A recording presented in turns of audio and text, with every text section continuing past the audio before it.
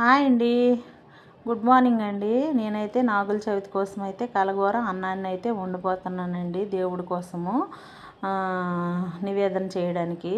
కలగూరలో ఏంటేంటి వేస్తామంటే చిక్కుడుకాయ, బెండకాయ, దొండకాయ, సారకంద, తేగలు, తర్వాతను సిరగడ అంటారు కదండి అది, నెక్స్ట్ తేగలు, తర్వాతను శామదుంపలు, వంకాయ, గుమ్మడికాయ, తర్వాత కందులు, జునుగులు, తర్వాతను బొబ్బర్లు అన్నీ మొత్తం కలిపండి వేయాలండి.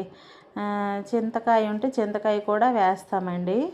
అది చింతకాయ అయితే నాకు దొరకలేదు. ఇగోండి దేవుడి దగ్గరికి వెళ్ళానండి. ఇది ప్రసాదము ఏంటంటే మినప్పప్పు అండి. ఇది మినప్పప్పుని బెల్లం వేసి ఉడకబెట్టేసి దేవుడికి నివేదన చేస్తామండి. ఇదైతే నేను ఈ విధంగా ఉడకబెడతానండి. బెల్లం వేసి ఉడకబెట్టేసి దేవుడికి అయితే పెడతానండి.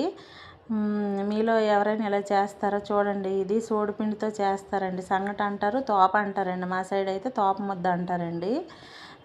మరి మీరేమంటారో కామెంట్ బాక్స్లో కామెంట్ తెలియజేయండి. ఇదైతే దేవుడికి నివేదన చేస్తామండి. ఈరోజైతే చవితి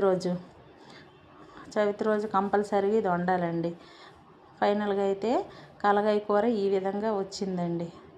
చూడండి ఫ్రెండ్స్, కలగూర అయితే మొత్తము అలాగా వండానండి. తగినంత ఉప్పు, తగినంత కారం, తగినంత పసుపు, తగినంత గరం మసాలా కొంచెం వేసుకోవచ్చండి రుచికి తగ్గ. ఓకే ఫ్రెండ్స్, మీకు కానీ ఈ వీడియో నచ్చినట్లయితే లైక్ చేయండి, షేర్ చేయండి, సబ్స్క్రైబ్ చేయడం మాత్రం మర్చిపోకండి.